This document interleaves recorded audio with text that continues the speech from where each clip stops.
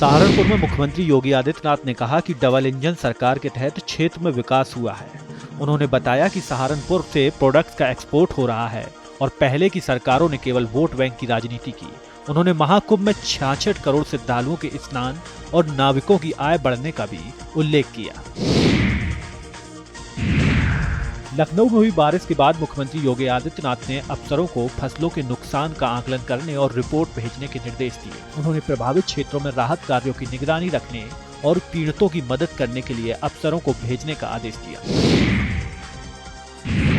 Allahabad high court ने महाकुंभ भगदड़ की सीबीआई जांच की मांग वाली याचिका खारिज कर दी। चीफ जस्टिस अरुण भंसाली की डिवीजन बेंच ने याचिका को औचित्यहीन बताते हुए इसे खारिज किया। यह याचिका योगेंद्र पांडे और अन्य ने दाखिल की थी, जिसमें सीबीआई जांच की मांग की गई थी। योगी सरकार ने खाद्य प्रसंस्करण उद्योग नीति लागू की, जिससे उद्यमियों के लिए बड़े अवसर खुलेंगे। सरकार खाद्य प्रसंस्करण इकाइयों की स्थापना पर 90% तक अनुदान देगी, जो स्टार्टअप और नव उद्यमियों के लिए बेहतरीन मौका साबित होगा। यह नीति प्रदेश में खाद्य उद्योग को प्रोत्साहित करने के लिए एक अहम कदम है। यूपी के $1 ट्रिलियन इकोनॉमी बनने के उद्देश्य से आबकारी विभाग को अहम जिम्मेदारी सौंपी गई है। आबकारी मंत्री नितिन अग्रवाल ने अधिकारियों को राजस्व लक्ष्य प्राप्ति के लिए रणनीति के तहत कार्य करने और अवैध शराब की रोकथाम के लिए निर्देश दिए। प्रथम चरण में दुकानों का व्यवस्थापन लॉटरी के जरिए किया जाएगा। पुलिस कर्मियों द्वारा वकीलों से मारपीट के मामले में अवध बार ने आज हड़ताल का ऐलान किया। सभी अधिवक्ता न्यायिक कार्य से विरत रहेंगे और दोषी पुलिसकर्मियों के खिलाफ कार्रवाई की मांग करेंगे। वकीलों पर मुकदमा खत्म करने और एडवोकेट प्रोटेक्शन एक्ट लागू करने की भी मांग की गई है। सपा अध्यक्ष अखिलेश यादव ने एक्स पर बीजेपी पर निशाना साधते हुए कहा कि पार्टी ने समाज में संकट और दूरियां पैदा की। उन्होंने आरोप लगाया कि बीजेपी ने एंग्लो इंडियंस का आरक्षण समाप्त किया, किसानों के खिलाफ काले कानून बनाए, नोटबंदी और जीएसटी से लोगों को परेशान किया, साथ ही धर्म जाति की नफरत फैलाने की राजनीति करने का आरोप भी लगाया। अखिलेश ने कहा कि बीजेपी अपने कट्टर समर्थकों को खुश करने में लगी है, अन्यथा पार्टी को 1-2 सीट भी नहीं मिलेगी। डिप्टी सीएम केशव मौर्य ने जनता दर्शन कार्यक्रम में बड़ी संख्या में पहुंचे लोगों की समस्याएं सुनी। उन्होंने अधिकारियों को निर्देश देते हुए कहा कि समस्याओं का प्राथमिकता से समाधान किया जाए। केशव ने बीजेपी जिलाध्यक्षों की सूची पर भी बयान दिया और आगामी चुनाव में पार्टी की जीत का भरोसा जताया। साथ ही उन्होंने अखिलेश यादव को होली की बधाई भी दी। बसपा अध्यक्ष मायावती ने प्रेस वार्ता में काशीराम जी की जयंती धूमधाम से मनाने का जिक्र किया। उन्होंने कहा कि जो पार्टी के लिए काम करते हैं उन्हें हमेशा अवसर मिलेगा।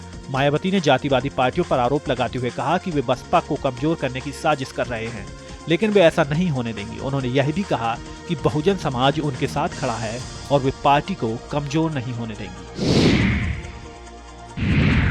डीजीपी प्रशांत कुमार ने 8 साल में कानून व्यवस्था को लेकर किए गए कामों का ब्यौरा दिया। उन्होंने बताया कि 2017 से दिसंबर 2024 तक 222 दुर्दांत अपराधी मुठभेड़ में मारे गए। 79,984 अपराधियों पर गैंगस्टर एक्ट और 930 पर एनएसए के तहत कार्रवाई की गई। इसके अलावा माफियाओं से 142.46 अरब से अधिक की संपत्ति जब्त की गई है। वन विभाग को वित्तीय संकट का सामना करना पड़ रहा है। बाघ पकड़ने में 1 करोड़ रुपए से अधिक खर्च हुए हैं, लेकिन अब तक केवल 10 लाख रुपए का भुगतान हुआ है। रहमान खेड़ा में 90 दिनों में बाघ पकड़ने के लिए 100 से अधिक कर्मचारियों की ड्यूटी लगी थी और पेट्रोल, डीजल, खाने और उपकरणों पर खर्च हुआ। विभाग को उम्मीद है कि जल्द ही बाकी का भुगतान किया जाएगा। 1 अप्रैल से टोल टैक्स में बढ़ोतरी होने जा रही है। NHAI ने टोल दरें बढ़ाने का फैसला किया है, जिसके तहत कार और जीप पर टोल टैक्स में 10% की बढ़ोतरी हो सकती है। इसके अलावा सीतापुर रोड पर भी अक्टूबर से टोल लागू किया जाएगा। पीएम मोदी ने पूर्व केंद्रीय मंत्री डॉक्टर देवेंद्र प्रधान को श्रद्धांजलि दी। उन्होंने कहा कि डॉक्टर देवेंद्र जी ने मेहनती नेता के रूप में पहचान बनाई और उड़ीसा में बीजेपी को मजबूत करने के लिए कई प्रयास किए। पीएम मोदी ने उनके निधन पर दुख व्यक्त किया और उनके परिवार के प्रति संवेदना जताई।